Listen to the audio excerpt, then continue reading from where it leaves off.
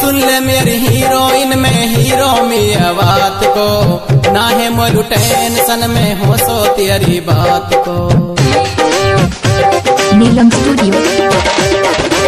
सुन ले मेरी हीरोइन में हीरो मिया बात को, ना है मोलू टेंशन में हो सो तेरी बात को।